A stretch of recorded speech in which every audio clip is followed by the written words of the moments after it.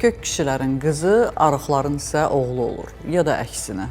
İstənilən halda bunu dəqiq bilmək istəyirsinizsə, sona qədər bizə baxın. Üstəlik, xınanın ağciyərə, qaraciyərə necə xeyir olduğunu öyrənəcəksiniz. Həm də nəyə görə idmanla kişilər qadınlardan 2 dəfə daha çox məşğul olmalıdır sualının cavabını da biləcəksiniz. Avropada isə Covid yayılmağa davam edir. Bugünə xəbərlərimiz yenə çox maraqlı və faydalıdır. Ona qədər, axıra qədər bizə baxın. Studiyada Günel İbadovadır. Saf televiziyasında tibb xəbərlərinin vaxtıdır.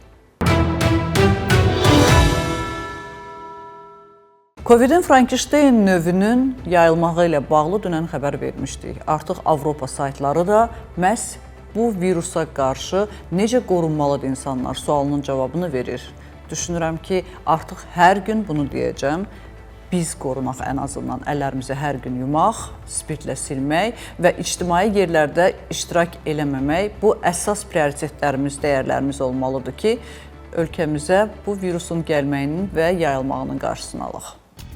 Almaniyada Frankenstein ştamı yayılır. Almaniyada Covid-19'un yeni dominant variantı, mediada Frankenstein adlandırılır. Səbəb isə onun 2 əvvəlki virus xəttinin birləşməsindən yaranmasıdır. Yəni bu variant sanki fərqli hissələrdən yığılmış virus kimi xarakterizə olunur. Mütəxəssislərin Stratus adlandırdığı virus 2025-ci ilin ortalarından etibarən Almaniyada və bəzi Avropa ölkələrindən üstünlük qazanıb. Bəzi xəstələrdə bıçaq kimi kəsən boğaz ağrısı müşahidə olunsa da, bu simptomun məhz bu virus ilə əlaqəsi elmi cəhətdən təsdiqlənməyib. Ümumdünya Səhiyyə Təşkilatı və Avropa Xəstəliklərin Qarşısının Alınması Mərkəzi bu virusun müşahidə altında olan variant kimi qiymətləndirir. Yəni, hazırda risk səviyyəsi aşağı hesab olunur, lakin epidemioloqlar prosesi yaxından izləyirlər. Avropada Covid-19'un yoluxmaları hələ də yüksək səviyyədə qalsa da, Avropa Xəstəliklərin Qarşısının Alınması Mərkəzi məlumatına görə son həftələrdə yoluxma hallarının sayı azalmağa doğru gedir. Mütəxəssislər qeyd edir ki, bu virusun variantı narahatlıq yaratsa da simptomları digər tənəffüs infeksiyalarından kəskin fərqlənmir.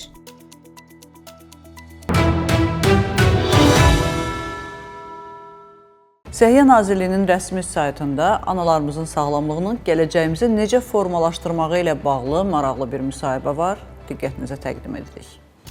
Sağlam ana, sağlam gələcəyin təməlidir. Səhiyyə Nazirliyi Elmi Tədqiqat Mamalıq və Ginekologiya İnstitutunun mama ginekoloqu Sahilə Vəliyeva bildirib ki, hamiləlik dövründə qadının sağlam həyat tərzi gələcək nəsillərin sağlamlığı üçün əsas amildir. Onun sözlərinə görə bu dövr qadının həyatında ən məsuliyyətli mərhələdir və düzgün qidalanma, fiziki aktivlik, psixoloji sabitlik, eləcə də davamlı tibbi nəzarət xüsusi əhəmiyyət daşıyır. Sahilə Vəliyeva qeyd edib ki, hamiləlik zamanı qidalanma təkcə ananın deyil, həm də dölün sağlam inkişafı üçün vacibdir. Fol turşusu, dəmir, kalsium və zülal kimi maddələrin yetərli miqdarda qəbulu dölün sinir sistemi, qan dövranı və skelet quruluşunun normal formalaşmasını təmin edir. O həmçinin qeyd edib ki, xam ət, balıq, çoxlu kofein, alkoqol və siqaret istifadəsi hamiləlikdə ciddi risklər yaradır. Mütəxəssis bildirib ki, gündəlik yüngül gəzintilər və prenatal yoga kimi fiziki fəaliyyətlər hamiləlik zamanı stressin azalmasına,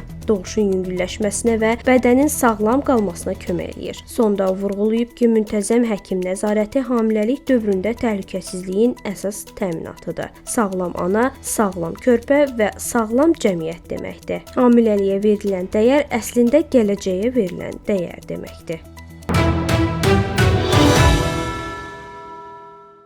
Biz bu gözəl təbiətin bəxş elədiyi neməti adətən əyləncələrdə, xınalarda görürük və başqa vaxt demək olar ki, artıq heç kim istifadə eləməyib. Halbuki yadımdadır, nənələrimizin, ulu nənələrimizin ayaqları, əlləri daim xınada olurdu. Bunun səbəbini bilmirdilər və bunu heç də gözəllik üçün də etmirdilər. Sağlamlığa xeyir olduğundan əmin idilər. Yapon alimləri isə məhz qaraciyərə xeyrini tapıblar. Nəyə görə xına qaraciyəri bərpa eləyir? Bu sualın cavabını növbəti sujetdə biləcəksiniz. Xına qaraciyər xəstəliklərini sağaldır. Yaponiyanın Osaka City Universitetinin alimləri qaraciyər xəstəliklərinin müalicəsində inqilabi nəticə verə biləcək təbii maddə aşkarlayıb. Tədqiqatçılar Lawson Innomes bitkisindən olan Lawson adlı birləşməni, yəni xınanın zədələnmiş qaraciyər toxumalarını bərpa etmək və fibroz prosesini zəiflətmək qabiliyyətinə malik olduğunu müəyyən edib. Laboratoriya sınaqları göstərib ki, xına hüceyrələrin bərpa prosesini aktivləşdirir, antioksidant təsir göstərir və toxumanın normal fəaliyyətini bərpa etməyə kömək edir. Heyvanlar üzərində aparılan təcrübələr zamanı fibroz göstəricilərinin azaldığı və hüceyrə qoruyucu zülalların səviyyəsinin yüksəldiyi müşahidə olunub. Tədqiqatın nəticələri hələ yalnız heyvanlar üzərində təsdiqlənib və maddənin insanlar üçün təhlükəsizliyi klinik sınaqlarda sübuta yetirilməyib. Mütəxəssislər xəbərdarlıq edir ki, qaraciyər xəstəliklərinin müalicəsində öz başına təbii vasitələrdən istifadə etmək sağlamlıq üçün riskli ola bilər. Nəyə görə kişilər qadınlardan 2 dəfə daha çox idmanla məşğul olmalıdırlar? Ümumiyyətlə, idmanın ürəyə xeyri nədir? Bu sualların cavabını növbəti sujetdə sizə Kəmalə Osmanova danışır.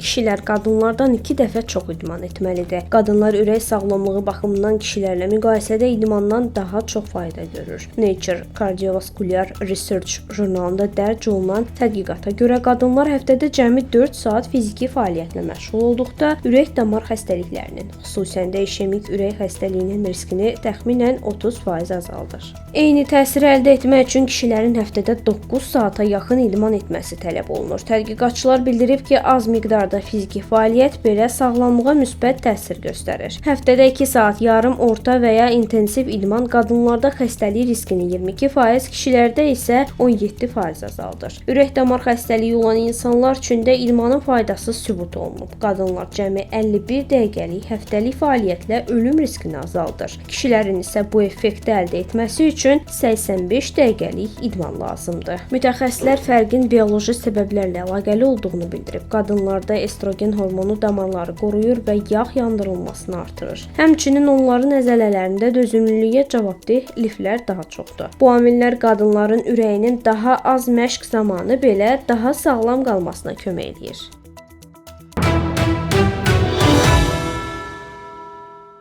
Nəyə görə çəkili kişilərin oğlu, arıq olanların isə qızı dünyaya gəlir? Əslində, bu mənə elə gəlir ki, xüsusi qanuna uyğunluğa aid deyil, amma alimlər araşdırıb və belə qənaətə gəliblər. Şəxsən mən bir neçə tanışımın göz önündən keçirtdim və heç də kök kişilərdə və arıq kişilərdə nəticələr alimlərin dediyi kimi olmadı. Siz də bir düşünün, yaxınlarınızı yadınıza salın. Görün, qohumlarınızda həqiqətənmi kök kişilərin oğlu, arıqların qızı olur? Biz isə xəbərə baxaq.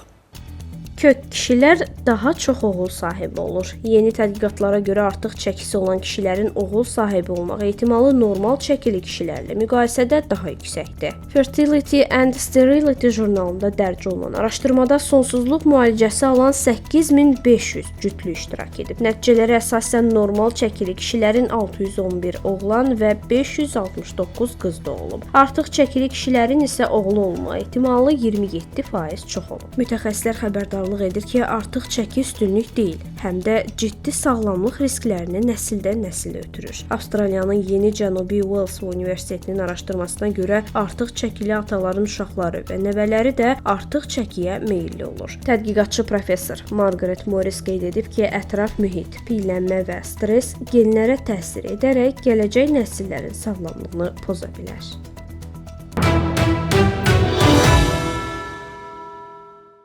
Maraqlı bir tendensiya. Alimlər araşdırıb və məlum olub ki, insanların çoxu məzuniyyətə doyunca yatmaq üçün çıxırlar. Bəli, nə səyahət etmək, dünyanı gəzmək, istirahətə getmək, nə də başqa bir əyləncə üçün. İnsanlar sadəcə doyunca yatmaq üçün məzuniyyət götürürlərmiş. Bəs sizdə necədir? Məzuniyyətinizi ən çox nəyə xərcləyirsiniz? Sualın cavabını sosial şəbəkələrdən bizi izlədiyiniz platformalarda yazmağı unutmayın. Xına qaraciyər xəstəliklərini sağaldır. Yaponiyanın Osaka City Universitetinin alimləri qaraciyər xəstəliklərinin müalicəsində inqilabi nəticə verə biləcək təbii maddə aşkarlayıb. Tədqiqatçılar Lawson inermis bitkisindən olan Lawson adlı birləşməni, yəni xınanın zədələnmiş qaraciyər toxumalarını bərpa etmək və fibroz prosesini zəiflətmək qabiliyyətinə malik olduğunu müəyyən edib. Laboratoriya sınaqları göstərib ki, xına hüceyrələrin bərpa prosesini aktivləşdirir, antioksidant təsir göstərir və toxumanın normal fəaliyyətini bərpa etməyə kömək eləyir. Heyvanlar üzərində aparılan təcrübələr zamanı fibroz göstəricilərinin azaldığı və hüceyrə qoruyucu zülalların səviyyəsinin yüksəldiyi müşahidə olunub. Tədqiqatın nəticələri hələ yalnız heyvanlar üzərində təsdiqlənib və maddənin insanlar üçün təhlükəsizliyi klinik sınaqlarda sübuta yetirilməyib. Mütəxəssislər xəbərdarlıq edir ki, qaraciyər xəstəliklərinin müalicəsində öz başına təbii vasitələrdən istifadə etmək sağlamlıq üçün riskli ola bilər.